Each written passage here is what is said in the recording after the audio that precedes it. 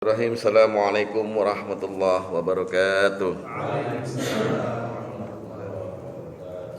Bismillah, alhamdulillah, wassalatu wassalamu ala rasulillah wa ala alihi wa sahbihi wa mawalah wa la hawla wa la quwata illa billah. Subhanaka la ilma lana illa ma'alamtana innaka antal alimul hakim. Rabbi israh li sadri wa yassir li amri wa hlul 'uqdatam min lisani yafqahu qawli. Alhamdulillahillazi khalaqal mauta wal hayata liyabluwakum ayyukum ahsanu amala. Shadaqallahul azim wa sadaqa rasulun nabiyul habibul karim wa nahnu ala zalika minasyahidin wasyakirin walhamdulillahi rabbil alamin. Ma'asyiral muslimin wa subhanal mu'minin rahimakumullah. Jamaah salat subuh musalla Nurul Iman. Alhamdulillah subhanallah dan katsiran thayyiban barakan fi. Kita masih diberikan hidup, diberikan kekuatan, kemampuan, taufik dan hidayahnya sehingga hadir kita atas izin Allah menjalankan kewajiban salat subuh berjamaah di mushola yang kita muliakan ini.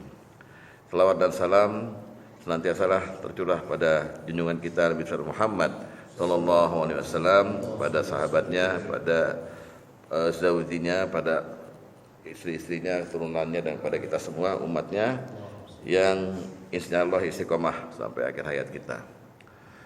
Tema besar pagi ini adalah al-maut atau kematian.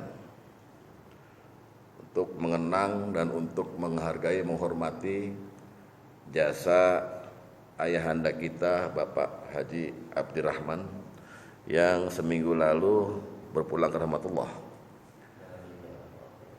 Beberapa dari kita tentunya mungkin semua kali ya sudah ke sana dan kita saksikan di akhir hayatnya memang beliau, khususnya Pak Edi Rahman ini yang ternyata hadir siangnya ya di rumahnya.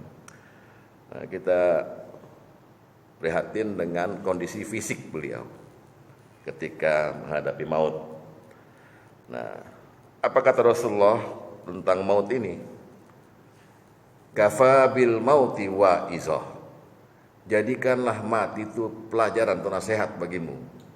Nah ini, apa yang kita ambil dari matinya orang ini? Sedangkan kita sendiri nanti pasti mati. Al-Quran surat Al-Jum'ah ayat 7 mengatakan Qul innal mautal ladzi tafirruna minhu fa innahu mulaqikum. Muhammad, kata Allah, Qul, katakan pada orang Pamulang itu, innal mautal ladzi tafirruna minhu fa innahu mulaqikum. Mati yang kamu lari dari mati itu pasti ngejar kamu mati itu. Bapak mau lari kemana?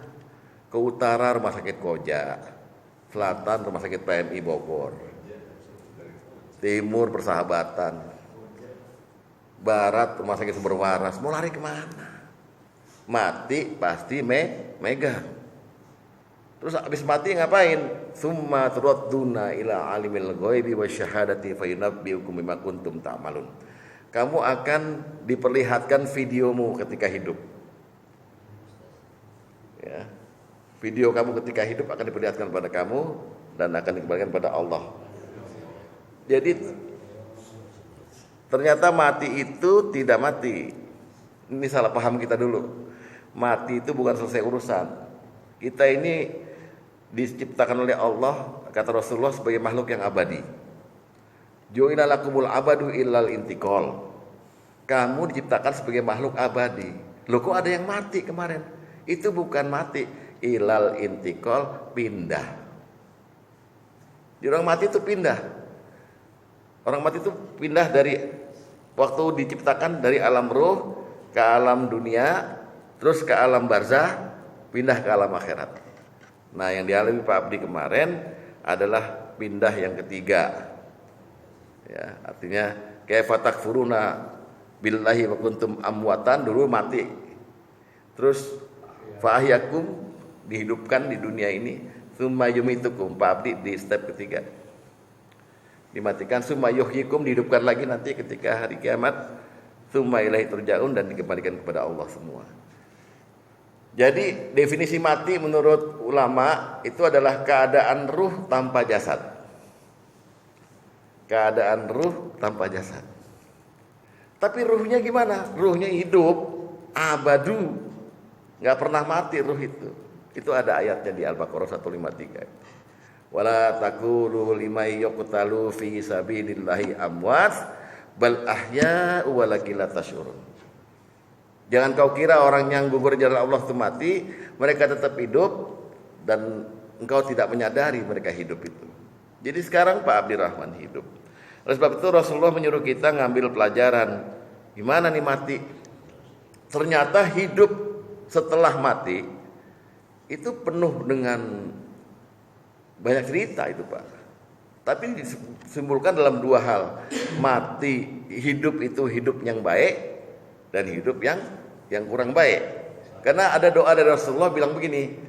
Kalau Rasulullah doain orang mati di kuburan tuh, selain baca Assalamualaikum ya ahli diyar minal muslimin, Rasulullah juga membaca begini, Allahumma ja'al qabrahum, jadikanlah kuburan mereka rodotun min radil jinan, sebagai taman-taman surga bagi mereka. Satu, jadi keadaan pada waktu di alam barzah itu ruh orang mati itu seolah-olah berada di surga, tapi masih di tamannya. Wala taj'al qabrahum khufratan min khifarin niron, jangan jadikan kuburan-kuburan mereka itu sebagai jurang-jurang neraka. Nah, jadi keadaan sesudah mati itu hanya dua. Nah, kita doakan. Pertama, semoga Bapak Abdirrahman, Haji Abdirrahman ini ada di Rodotun min radil jinan. Amin. Begitu juga kita kepenginnya. Kan kita kepenginnya di situ. Nggak mungkin, walaupun Pak Heri misalnya pengalaman bakar ayam, nggak mungkin mau dibakar di alam barzah. Iya Pak ya. Pasti maunya dikasih apel dari surga, dikasih apa segala macam. Iya Pak. Mbah, mudah-mudahan. Jadi, nah untuk mencapai tempat yang baik di alam barzah, belum di surga ini, di alam barzah belum kiamat, kita ini mesti lewat gerbang yang namanya kematian, dan kematian yang macamnya namanya husnul khotimah. Di antara kita mungkin ada golongan Islam yang selalu berdoa pada Allah dengan wibawanya Nabi Muhammad SAW, ya Allah biha, ya Allah biha, ya Allah bi husnil khotimah. Betul Pak ya? Dengan keagungan nabimu itu, maka jadikanlah aku husnul khotimah pada waktu mati. Nggak apa-apa, boleh berdoa begitu. Tapi intinya kita tahu nggak nih yang namanya husnul khotimah seperti apa? Dan cara mencapainya bagaimana? Ada beberapa langkah kita yang saya akan nasihatkan pada diri saya sendiri dan kepada Bapak sekalian untuk bisa kita mati mencapai husnul khotimah. Saya ucapkan ini karena memang kita sebentar lagi mati dan ngantri. Kita ini ngantri, terutama opa-opa yang udah 60 ke atas, mohon maaf ya. Jangan terlalu yakin gitu bisa ikut pemilu. 94. Nah, pertama, husnul khotimah yang paling tinggi nilainya di hadapan Allah adalah ketika Bapak mati, dijemput malaikat maut itu, terucap dari lisan Bapak la ilaha illallah. Itu yang paling utama. Tapi berapa banyak kita lihat orang bisa begitu? Kata Rasulullah, man kana akhirul kalami la ilaha illallah dakhalal jannah. Barang siapa yang di akhir hayatnya nyawanya sampai kerongkongan tapi sempat dia berkata la ilaha illallah, atau para ulama kemudian memberi sebuah fatwa keringanan, Allah saja nggak apa-apa, atau kalimat thayyibah lainnya, subhanallah nggak apa-apa, masya Allah nggak apa-apa, ya asal jangan mau mati jangan, itu Pak lampir yang datang Pak. Tapi ini la ilaha illallah dakhalal jannah, urusannya kata Allah dipersingkat lewat jalan tol, dia akan masuk surga Allah dengan selamat. Itu husnul khotimah yang pertama. Khotim itu artinya penutup, juga artinya cincin ya Pak Kadir ya. Khotim itu. Jadi husnul khotimah artinya penutup yang baik. Ini yang kita cari Pak, yang sekarang kita kejar kalau kita udah umur. Jangan sampai kita mati, maaf, malu-maluin. Lagi main kerambol di pos jam 2 malam. Nah, jangan. Tapi lagi baca la ilaha illallah. Nah, husnul khotimah yang kedua apa? Husnul khotimah yang kedua adalah Rasulullah pernah menasihati kita, la yamutu ahadukum. Jangan kamu mati dulu. Illa huwa yuhsinu dzanna billah, terkecuali kamu dalam keadaan berbaik sangka kepada Allah. Berbaik sangka kepada Allah itu tidak seuzon pada Allah ketika hidup, alias tidak banyak mengeluh. Hidup ini jangan banyak mengeluh, Pak. Pak Edi gimana? Gak ada yang beli ayam gue. Jangan, Pak. Misal, jangan, Bah. Nggak boleh gitu. Jadi,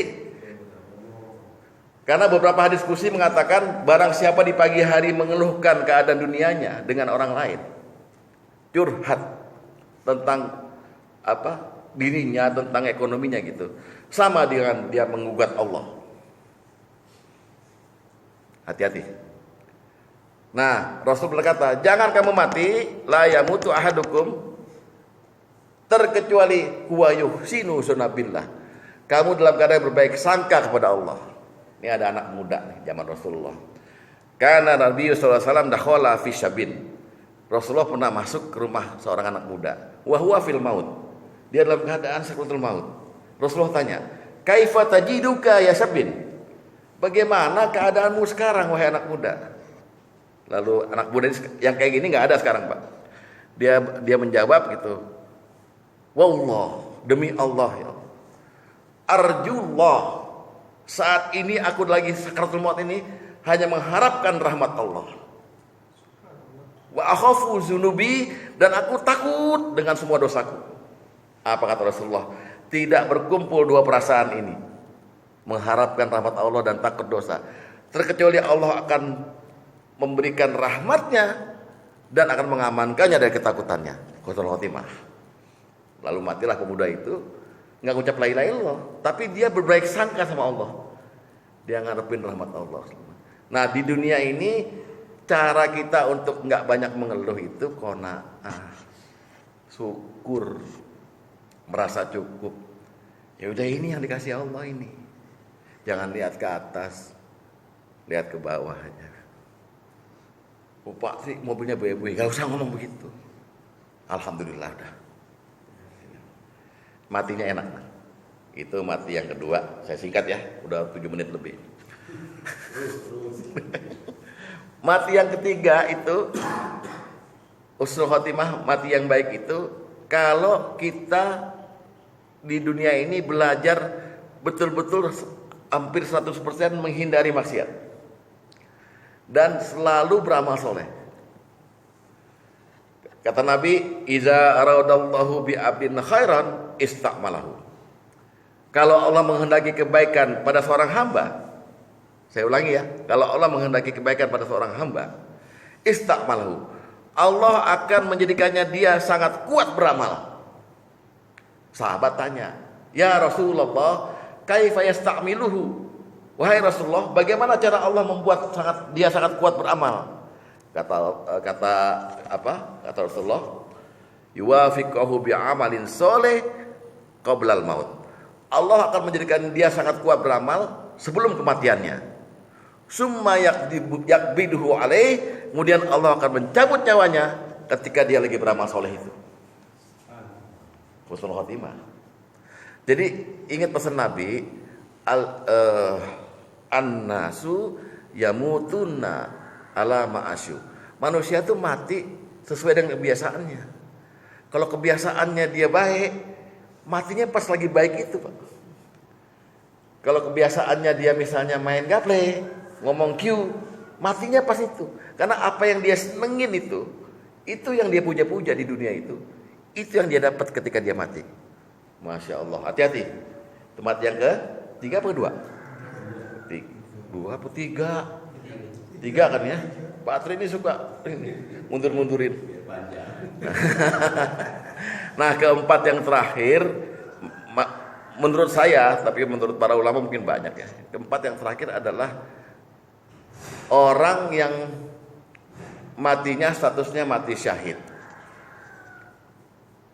Itu udah pasti husnul khotimah. Mati syahid itu ada banyak, tapi yang paling utama darahnya tertumpah ketika dia perang membela agama. Dan dia juga membunuh orang juga ketika itu. Jadi itu yang mati syahid yang pertama. Lalu ada 9 jenis mati syahid selain perang itu. Contohnya orang mukmin yang mati tenggelam, orang mukmin yang mati kerubuhan tembok, orang mukmin yang mati terbakar. orang mukminah yang melahirkan lalu mati, itu semua mati syahid. Itu semua yakin husnul khotimah. Cuman untuk khusus untuk kematian yang keempat ini, tolong Bapak biasakan supaya dalam hidup ini jangan punya hutang yang susah dibayar. Karena Rasulullah bilang, walaupun orang mati syahid dan dia statusnya langsung surga gitu ya, tapi kalau dia masih punya hutang tertahan, haknya itu tertahan.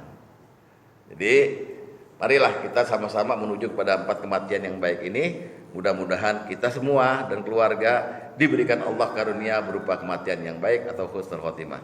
Sekian, wassalamualaikum warahmatullahi wabarakatuh. Waalaikumsalam.